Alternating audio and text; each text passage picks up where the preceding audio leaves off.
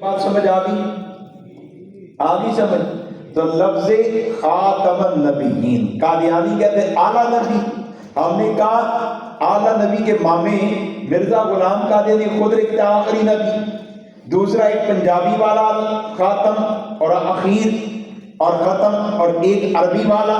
تم نے لفظ قرآن کا لیا ہے اور مراد عرف والی لیتے ہو، تم تو پگلے ہو، بے وقوف اور گدھے ہو۔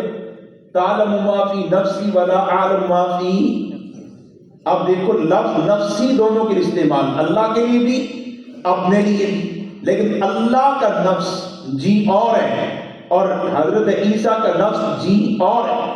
ایسے دیکھیں حضرت یوسف علیہ السلام نے، ان کے بارے میں کیا آیا، جب زلیخا نے دعوت دی تو اللہ نے کیا بیان کیا، وراودت، تو پوری آیت پڑھیں، وَلَقَدْ دی ہے،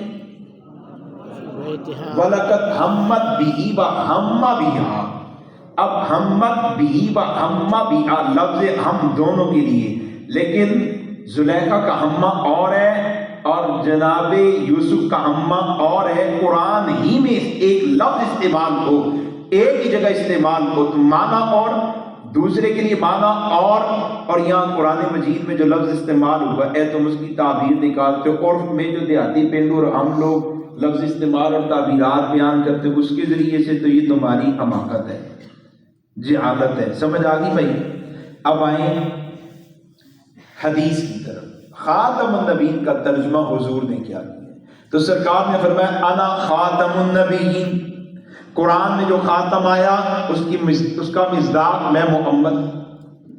پھر خود وضاحت فرمائی لا نبی بعدی، کہ خاتم النبیین کا معنی ہے میرے بعد کوئی نبی نہیں ہوگا، یہ کوئی پیدا نہیں ہوگا، کسی کو نبوت نہیں دی جائے گی۔ وہ جو تعریف ہم نے نکالی تھی حدیث کے اسی جملے سے نکالی تھی، حدیث کے اسی جملے سے، لا نبی بعدی۔ جب آپ لا نبی بعدی کی ترکیب کرتے ہیں تو آپ کہتے ہیں لا کون سے؟ نفی جنس کا، اور نبیہ کیا ہے؟ اسم، اور بعدی مفعول فی، مفعول فی، اور یہ مفعول فی جو خبر بننی ہے اس کے لیے آپ مقدر نکالیں گے، یہ کون نکالیں تو ترجمہ میرے بعد کوئی نبی نہیں ہوگا۔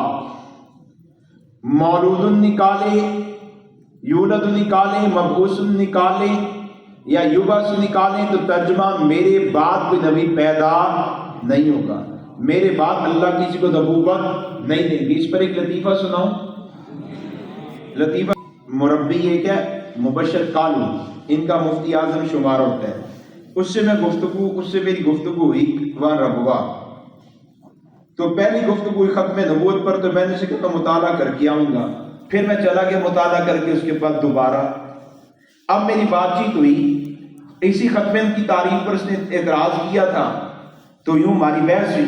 اب دوبارہ گئے، میں بیٹھ گیا، میں نے کہا جی بات کرو، اب ہماری بات شروع ہوئی تو کہتا ہے یار بتاؤ تم کیا کہتے ہو ختم نبوت کے لیے؟ میں نے کہا حضور کے بعد کسی کو نبوت نہیں ملنی، کوئی نبی پیدا نہیں ہونا، کسی کو نبوت ملنی نہیں، کسی کی بے عزت نہیں ہوتی بطور نبی کے۔ کہنے لگا کہ جو عیسیٰ علیہ السلام نے آنا ہے، میں نے کہا ان کو تو نبوت پہلے ملی۔ یوں ہماری بحث چلی، وہ جب دیکھا لاجواب ہو رہا ہے تو مجھے کہتا اچھا تم نے یہ ترجمہ یہ عقیدہ لیا کہاں سے؟ میں نے کہا حدیث سے۔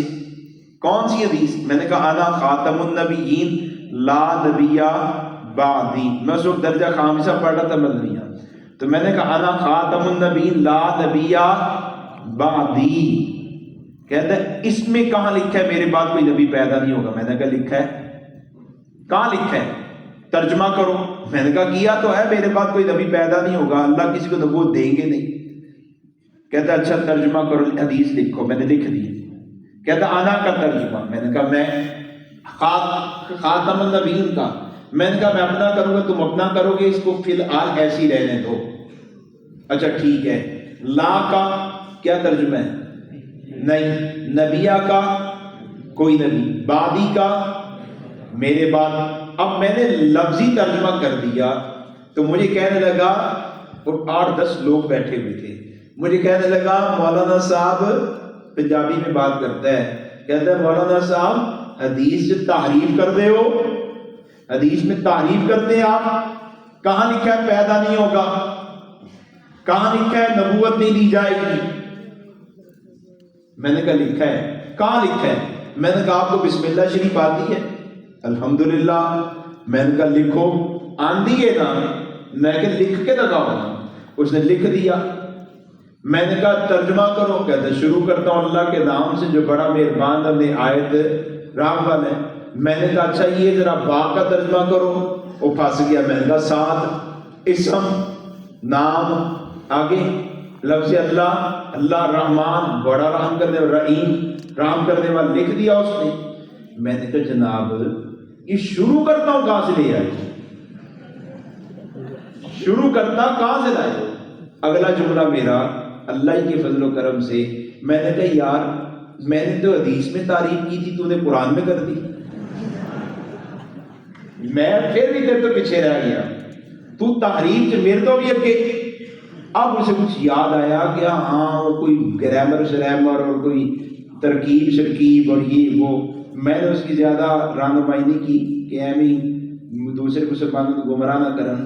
تو خیر اب ہم نے ترجمہ یہاں سے لیا، تو سرکار نے کیا فرمایا؟ انا خاتم النبیین، اے امت قرآن میں جو خاتم النبیین ہے اس سے مراد میری ذات ہے۔ حضور اس کا معنی کیا ہے؟ تو سرکار نے خود فرما دی لا لا لا نفی جنس، نبوت والا جس کو ٹائٹل ملتا ہے، جو نبی کہلاتا ہے کسی بھی جنس سے ہو، ذلی ہو بروزی ہو، وہ نبوت نبی جو ہے خود کو تشریح کے غیر تشریح کے، یہ لفظ نبی سرکار فرماتے اللہ۔ اب نبوت والی جنس ہے، میرے بعد اللہ کسی کو کسی قسم کی کوئی نبوت عطا نہیں کریں گے، میرے بعد کسی قسم کا کوئی نبی پیدا، جیسے لا الہ، تو مطلب کیا ہے؟ چھوٹا الہ آئے گا بڑا نہیں، ذلی بروزی الہ ہوگا حقیقی نہیں، مطلب الہ ہے ہی نہیں۔ ایسے لا نبی آبادی، یہ نبوت والی جو صرف ہے یہ اب کسی کو ملتی نہیں ہے، یہ نبی والا ٹائٹل اب کسی کو ملنا ہی نہیں ہے، میری امت میں اب کوئی نبی پیدا ہونا ہی نہیں۔ اوکے، یہ ہوگی حدیث کے ذریعے اس آیت کی تفسیر۔